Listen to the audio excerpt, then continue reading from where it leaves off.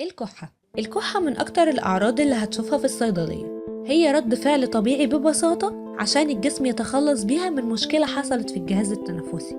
عمر المريض، المدة اللي بيتعرض فيها للكحة، الأعراض اللي ممكن تصاحبها، كلها معلومات مهمة جدا لازم نعرفها عشان نحدد بيها نوع الكحة. أنواع الكحة كتير وطرق علاجها كمان مختلفة.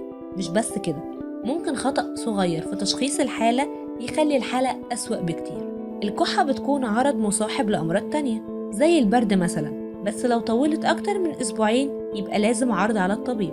أول نوع من أنواع الكحة بتبقى الكحة الناشفة dry cough. بتبقى الكحة فيها ما بيخرجش معاها بلغم، بتكتر أكتر بالليل وصوتها قصير وتقيلة في صوتها شوية زي الصوت ده.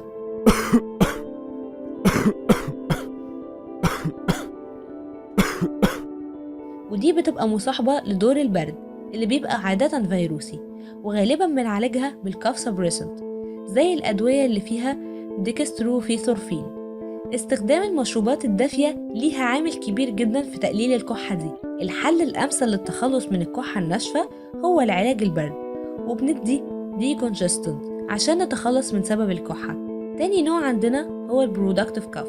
ده اللي بيحصل نتيجة وجود بلغم في الشعب الهوائية، ممكن يكون نتيجة حساسية أو تدخين أو نتيجة وجود عدوى. بس في الحالة دي البلغم بيكون لونه متغير وبيبقى صوته مميز جدا، يقدر الطبيب يسمعه ويحدد النوع ده زي الصوت ده.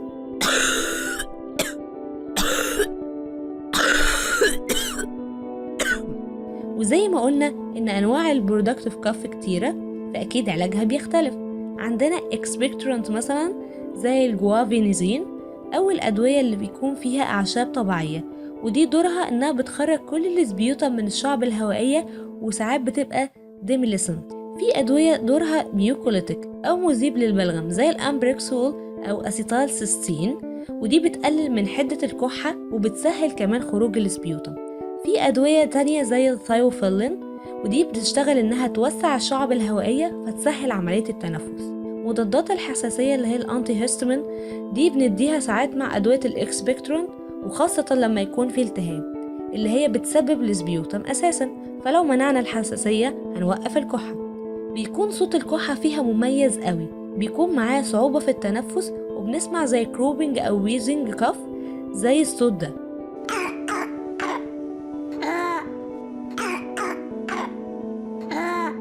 المضادات الحيوية وده بنديه في حالة الكحة اللي لون البلغم فيها بيبدأ يتغير أو بيكون صوت الكحة